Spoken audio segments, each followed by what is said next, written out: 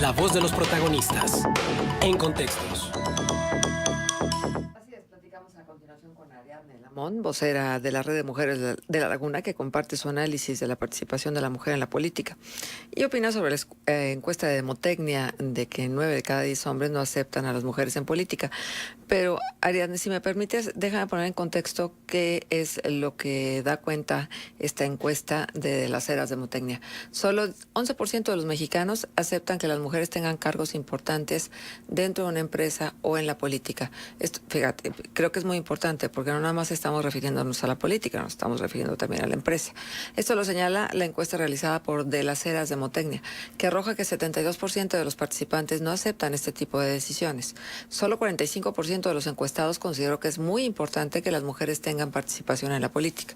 Cabe señalar que la próxima legislatura dará inicio el próximo 1 de septiembre y uno de los cambios más importantes para esta nueva etapa en el Congreso de la Unión es que habrá mayoría de mujeres.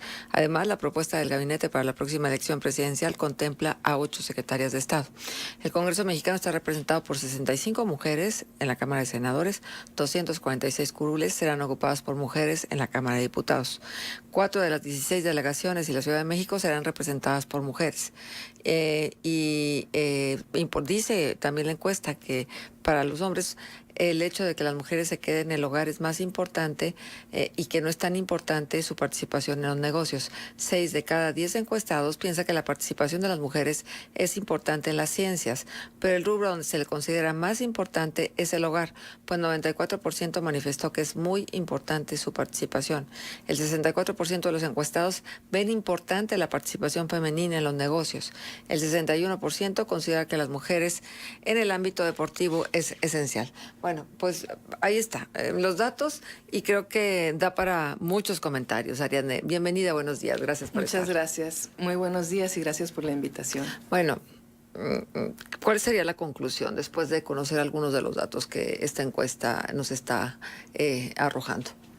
Pues primero que nada yo colocaría, Marcela, que no es nada nuevo. O sea, estamos hablando de un pastel muy apetitoso que se llama poder y que siempre había sido consumido por los hombres. Y ahora, al devenir del tiempo, después de muchos años de lucha que podemos ir mencionando algunos detalles, el pastel del poder se tiene que repartir con las mujeres. Si hablamos, por ejemplo, de el asunto político electoral, pues ya lo obliga la Constitución misma desde el año 2014 por la reforma político-electoral a la paridad. La paridad es ya obligada, pero aunque se siguen defendiendo. Por ejemplo, te digo que el asunto de la paridad está desde el 2014, pero en las elecciones del 2015 en el estado de Chiapas, los candidatos se postularon igual, hombres con suplente hombre, y cuando se les llama la atención y se les dice que tenían que tener candidatas mujeres con suplente mujer, ellos lo que hacen es que van y buscan a sus novias, a sus esposas, a sus hijas, a sus hermanas, para de alguna manera seguir teniendo mano en el pastel del poder. Eso, por cierto, fue una de las circunstancias que obligó al INE a disolver todo ese OPLE, todo ese órgano electoral local de Chiapas. Pero así como pasó en ese asunto electoral, pasa también en las empresas. Tú decías, también en el ámbito empresarial, sí, en todos los ámbitos. Si no tenemos el 50% de mujeres, algo está sucediendo, porque las mujeres somos un poco más de la mitad de la población y hay pérdidas muy grandes. Por ejemplo, el Fondo Monetario Internacional estima que hay pérdidas del 27% por no permitir que las mujeres incursionen en los espacios de hombres. ¿Pérdidas en el sentido, perdón? Por ejemplo, económicas, ¿sí? Y además tenemos conocimiento por muchos estudios que ha hecho la ONU, por ejemplo, en países en guerra, las primeras que empiezan a reconstruir el tejido social y las primeras que empiezan a buscar estrategias de pacificación son las mismas mujeres, a pesar de que son el botín de guerra, a pesar de que son golpeadas, violadas, incluso por cascos azules. Aún con todo eso que sufren mujeres y niñas, son las mujeres las que primeramente empiezan a pacificar un país. Ahora, esta cuestión de por qué mucha gente ve como normal que sean los hombres los que estén en el espacio público, pues nos podemos remontar hasta el Paleolítico, ¿verdad? Cuando ellos salían a cazar y las mujeres se quedaban a amamantar, se quedaban a cuidar a las crías, se quedaban a preparar alimentos, medicinas, hierbitas, pero luego va evolucionando la humanidad y vemos que, por ejemplo, en el siglo XVIII, cuando la humanidad se estaba reconstituyendo en esa parte del mundo, en Europa, donde venían de muchas guerras, por ejemplo, las guerras de religión, una de ellas de 30 años, de situaciones tan graves y tan fuertes como que tenían que desenterrar a sus muertos para comérselos, porque no había comida. La gente se comía a sus hijos. Después de todos esos horrores que vieron, cuando la humanidad se pone a pensar qué podemos hacer para que esto no se vuelva a repetir, es cuando empieza a nacer el Estado-Nación. Es cuando los grandes contractualistas que conocemos hasta el día de hoy, Roosevelt, Thomas Hobbes, John Locke y otros, empiezan a discutir cómo tendría que ser el orden social para que todo eso no se volviera a repetir. Entonces ellos mismos decían, bueno, hay que darle el monopolio de la violencia a una sola persona o a un solo grupo. Había quien defendía la monarquía y decían al monarca. Había quien defendía un parlamento y decía no, al parlamento hay que darle el monopolio de la violencia para que nos cuide, para que ya no haya quien llegue y se lleve tus cosechas, tus campos, tus mujeres, ¿verdad? Bueno, entonces se preguntaban ellos mismos, ¿pero a quién lo vamos a extender? ¿A todos? ¿Esto de las luces va a ser para todos? Y alguien más decía, pues para todos no. Tiene que haber quien limpie botas, quien cocine, quien cuide de nuestros detalles de la vida diaria. Entonces inmediatamente quedan fuera de ese pacto social naciente las mujeres, los esclavos, los campesinos, la población negra, por ejemplo, porque decían, bueno, los esclavos no pueden ser parte del pacto ciudadano porque no son ciudadanos, son esclavos, y ellos van a ir a representar a su amo, y el amo va a tener tantos votos cuantos esclavos tenga. Las mujeres tampoco, porque las mujeres no se pertenecen a sí mismas, le pertenecen al padre, al esposo, al hijo, dependiendo de la edad de ella, ¿no? Entonces, desde el siglo XVIII, cuando nacía este concepto de nación, que era la primera vez que se decían términos como derechos humanos, ciudadanía, las mujeres quedan fuera.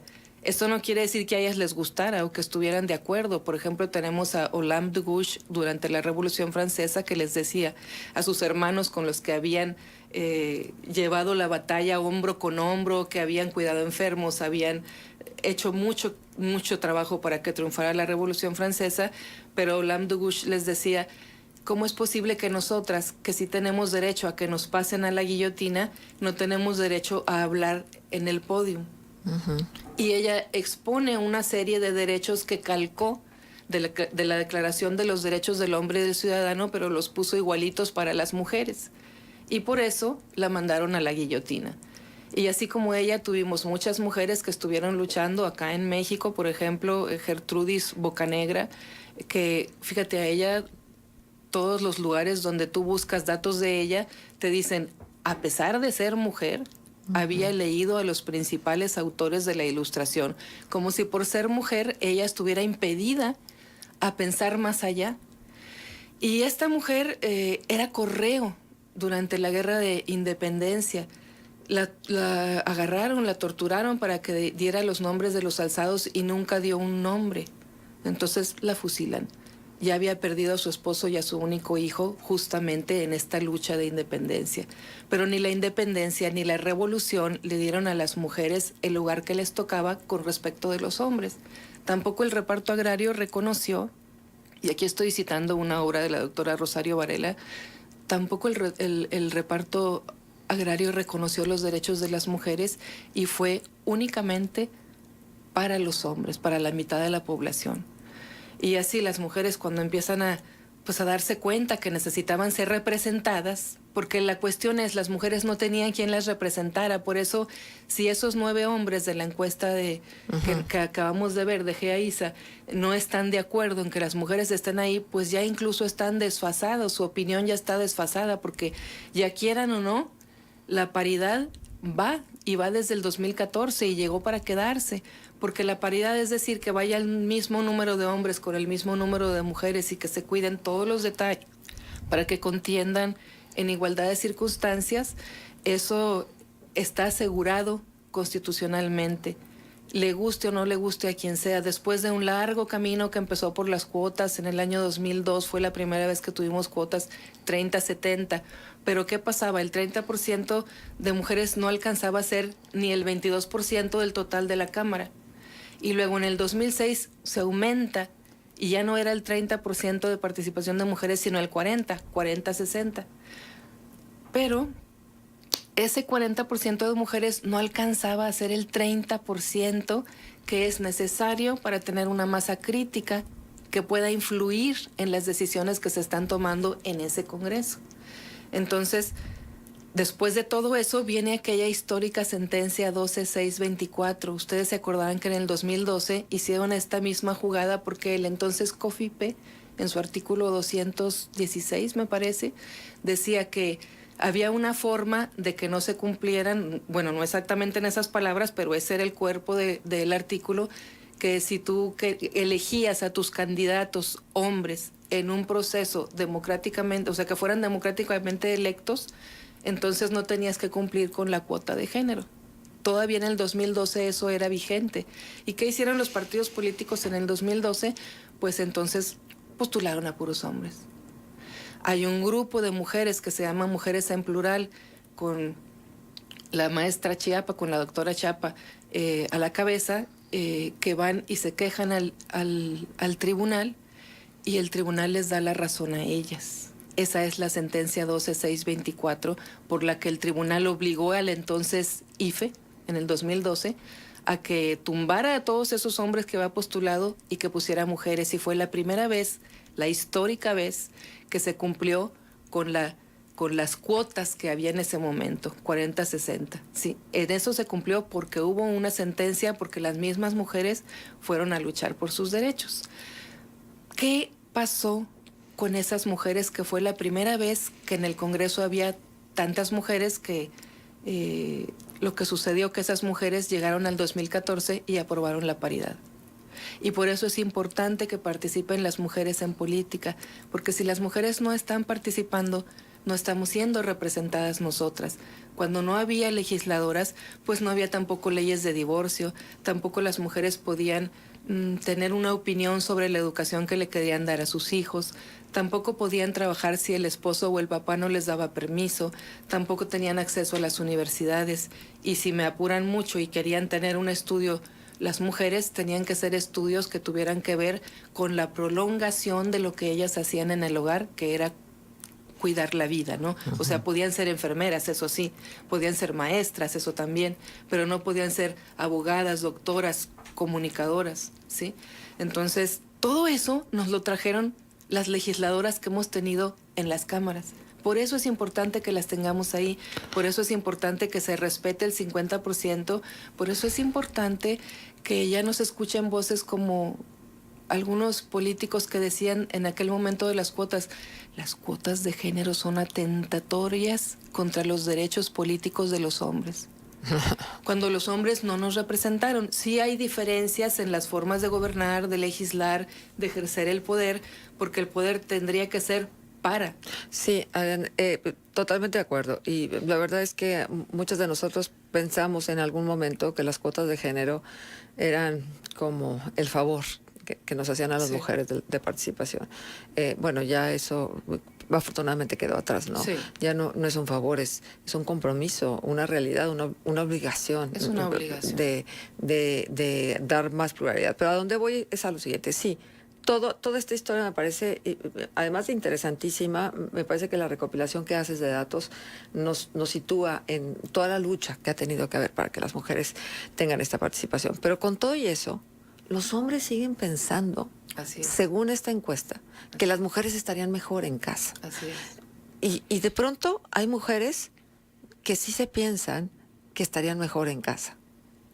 Sí, efectivamente, pues nosotras les llamamos mujeres desgeneradas, no identificadas con su género, o mujeres todavía machistas, que no alcanzan a ver que tienen derecho a realizarse, a tener sus propios sueños y a ver no solo por ellas, sino por las otras, a no querer que sus hijas repitan la historia de ellas. O sea, el trabajo de cuidados es el trabajo más importante que puede haber, el que ejercemos las mujeres al interior de nuestra casa. O sea, ese trabajo que nadie valora y que nadie ve es el más importante porque es el trabajo del cuidado de la vida. ¿Qué puede haber más importante que cuidar la vida? Si a pesar de toda la barbarie que tenemos, porque entre paréntesis, se me hace feo decir esto en presencia de Juanito, pero sí, fíjate, si los hombres hubieran salido tan buenos para gobernar, no estaríamos metidos en la situación en la que estamos. Tan grave situación a la que nos han llevado los hombres que nos han gobernado y los hombres que nos han legislado. Entonces es bueno abrir los espacios para las mujeres, pero también... Pero entonces, esta premisa nos hace pensar que si las mujeres hubiéramos gobernado, ¿estaríamos mejor? Pues es que tenemos ejemplos a nivel mundial. Tenemos ejemplos, por ejemplo, en Ruanda. Ruanda empezó con cuotas, pero vieron tan buenos resultados con las mujeres legisladoras, con las parlamentarias, que las siguieron eligiendo. Para el 2015 eran 60% en la Cámara de mujeres en Ruanda, con muy buenas leyes que han emitido en favor de las mujeres. Mira, y Valga, entonces, esto que estás diciendo, ¿qué quiere decir? Que genéticamente o hormonalmente, endocrinológicamente, las mujeres estamos dotadas de una bioquímica distinta para no ser tan susceptibles a la corrupción. Yo no creo que sea eso. Entonces, ¿qué es? Es el uso del poder, es el acceso al poder, cómo lo ejerces, si quieres el poder para o el poder sobre el otro. ¿Sí? Pero no priva la naturaleza humana común entre hombres y mujeres en función de esos deseos y esas aspiraciones. ¿Qué tiene que ver el género con eso? Pues el género tiene que ver que es una construcción social que a los hombres se les ha pedido socialmente, se les ha exigido que sean violentos y agresivos, porque si no son catalogados como que no son hombres. Es que en algún momento nos necesitaron para sobrevivir. Sí, eso ya quedó atrás, pero traemos todavía, yo creo, reminiscencias de todo lo que hicimos en aquellas... Pero fíjate, las primeras comunidades lograron sobrevivir porque estaban juntos hombres y mujeres en ese objetivo que era la supervivencia, ¿sí? Trabajaban juntos con ese objetivo, sobrevivir a tantas inclemencias que tenían. Hambrunas, climas, animales salvajes, entonces tuvieron que hacerlo juntos. Sino cuando los hombres se dan cuenta que las mujeres los necesitaban para poder concebir, porque antes de que supieran eso, ellos creían que ellas eran una especie como de diosas, que daban vida, que cuidaban la vida y que sabían cómo, ¿sí? Cuando se dan cuenta que eran necesarios para procrear, es cuando ellos empiezan a tomar otras medidas en la historia y es cuando se cree que nace el patriarcado. Súper interesante y el tiempo ya nos ganó. A ver, entonces, Ariadne, ¿qué conclusiones? ¿Qué hace falta? ¿Educar en la igualdad? Así es. También hace falta trabajar con los hombres, nuestros hermanos, amigos, compañeros, para que ellos entiendan que tienen muchos privilegios y que tienen que renunciar a ellos porque la mitad del pastel no les toca. Digo, la otra mitad, la que es nuestra. Tienen que entender que el trabajo que ocurre en la casa, el trabajo doméstico, tiene que ser de ambos, hombres y mujeres, en el dado caso de que haya una pareja ahí, porque ahora sabemos que no nada más hay pareja hombre o mujer en las casas. Pero los hombres tienen que entender que todo lo que es crianza, manejo de casa, cuidado de los hijos, educación, formación, les toca a ellos en igual rango de responsabilidad. Y si ellos hacen eso, las mujeres van a tener más tiempo libre para estudiar, para capacitarse, para ejercer sus sueños, para ejercer sus libertades, para estar ahí donde las necesitamos, para que nos ayuden a sacar adelante esta humanidad que se está perdiendo en su barbarie. Bien, súper interesante. Gracias. Muchísimas gracias por estar con nosotros y ojo, yo creo que tal vez sería este tema no nada más para pensárnoslo las mujeres, sino sobre todo para que lo piensen los hombres. Así o sea, es. ¿qué hay detrás de esta no aceptación de la Privilegios. participación? Que cada quien lo piense, ¿no? Que cada quien hurgue en sí mismo para que pueda dar una respuesta. Muchísimas gracias, Al Ariadne, por contrario, estar con nosotros. gracias a ustedes. Gracias. Y recibe la felicitación de Elías Acosta. Dice, excelente la participación de la invitada. Me ayudó a reflexionar que las cosas deben ser como deben ser y no como los hombres queremos que sean. Gracias.